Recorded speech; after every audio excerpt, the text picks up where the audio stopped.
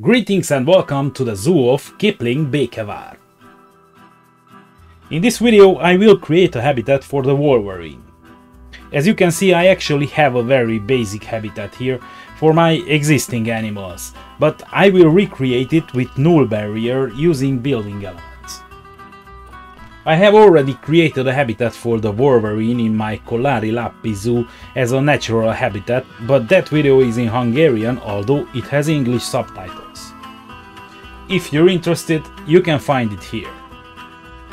So let's start with the Wolverine, which within the order of carnivores belongs to the Mustelidae family, and it is the largest species of the Guloninae subfamily.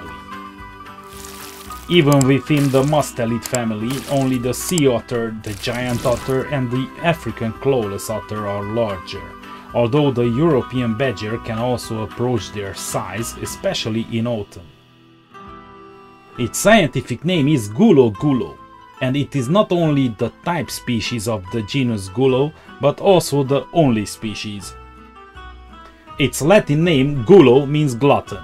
However, this is not necessarily the correct definition, as the less common folk name used by Norwegians, Fjellfross, actually means mountain cat, and according to some, the German word Fjellfross originates from this, but that already means gluttony. The word gluttonous in other West Germanic languages is similar to this.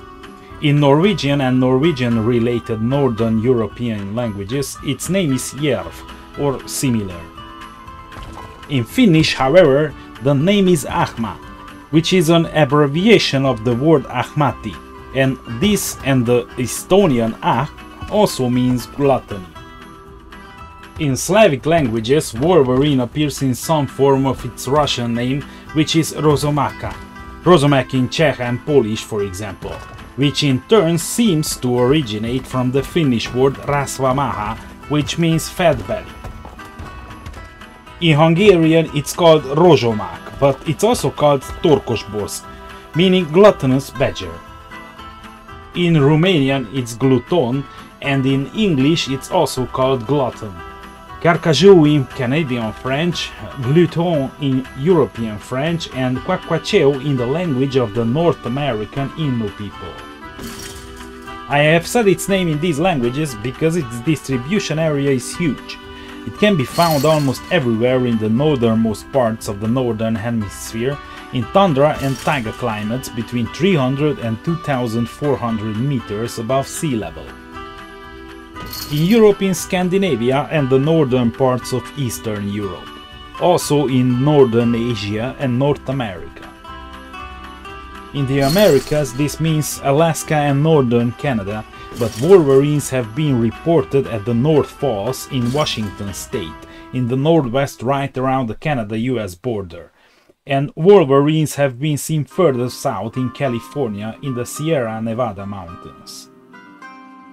It is spread over almost all of North Asia, and its territories reach as far south as Mongolia and the northern part of China. In Europe it is native to the northern areas of the Russian Federation and Scandinavia, Finland, Sweden and Norway, and although it was pushed out of the Baltic area and western Russia in the course of history, it has re-established itself in these places in recent decades.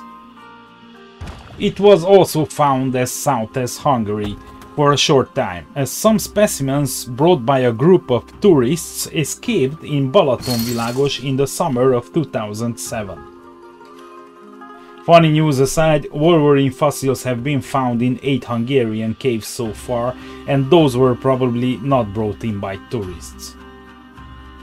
The first 10 nominal subspecies was described by Linnaeus in 1758 in the 10th edition of Systema Naturae, and it lives in the northern part of Eurasia.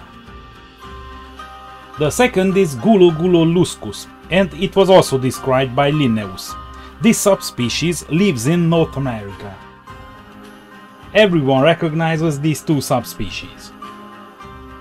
In addition, some scientists recognize the following 3 as separate subspecies, all living in North America. Gulo luteus was described by the American zoologist Daniel Giraud Elliott in 1905 and is found in California. The German Paul Matschie described the wolverines living on the Kenai Peninsula in Alaska in 1918 under the name Gulo kachemakensis. The last described subspecies lives on Canada's Vancouver Island, which is why it was described as Gulo vancouverensis in 1935 by the American zoologist Edward Alfonso Goldman. As I mentioned, the last three subspecies are considered by most scientists to be populations of the American subspecies. According to genetic analysis, the closest relatives of the wolverines is the taira, living in Central and South America, as well as the martens. Wolverines look like a bear, but despite being the largest terrestrial species of mustelids, their size is far below that of a bear, and it also has a light stripe running along the side. Their fur is long, thick and oily, which makes it highly water and frost resistant. This made their fur popular among hunters and trappers. The body length of males can be between 65 and 109 centimeters, and the weight can be between 9 and 30 kilograms, with females smaller with 10–15% in length and 30–40% in weight. The legs are long, the paws are wide. There is a skin membrane between their fingers, which reduces the animals sinking in the snow. So, what are you thinking about? They are solitary animals. The territory of the male is more than 620 square kilometers on average, while the female has between 130 and 260 square kilometers. They try not to share their territory with individuals of the same sex. Based on radio color observations, it can move hundreds of kilometers in a few months. They mark the boundaries of their territory with secretions from their scent glands, urine and feces. The wolverine has no defined period of activity. It does not follow the order of day and nights, but rests every few hours and goes hunting again, and it does not sleep in winter. It is an efficient predator, which can even be dangerous to humans, but if it can, it prefers to catch smaller mammals or eat the carcasses left over from the winter in the tundra. It hunts anything that moves, big or small. Pigs, rabbits, goats, sheep, mice, lemmings, cattle, deer, roe deer, squirrels, but also reindeer and adult moose, although it tends to attack the weaker individuals among the larger ones. If there is no herbivore, a carnivore is also good. It hunts foxes, cats, minks, martens, weasels, ferrets, coyotes, and the cubs of the grey wolf. In addition, it prefers the remains left by other predators. In winter it is more dangerous because it can move well on the snow due to the ridges between its fingers. It relentlessly scouts rabbits and smaller mammals, and by running on the snow, it can even catch larger and faster running animals. It snatches away the prey of other predators, attacking them regardless of size, from foxes to lynxes and even bears. It bites its victims on the back of the neck, and because its jaws are very strong, they have little chance. Contrary to the popular name the glutton, it does not eat its food greedily, but hides what it cannot eat and returns to feast on it later. This storage habit is often used by females raising cubs, so that they have something to eat when food sources are scarce. Its sense of smell is so good that it can smell its food even from under 6 meters of snow, that is 20 feet.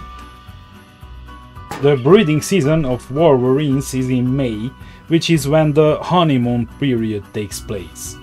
Honeymoon because a couple can spend almost a month together. The gestation period is approximately 9 months, so between February and March of the following year, between 2 and 4 blind and deaf puppies are born. Unfortunately, 23% of puppies die in the first month.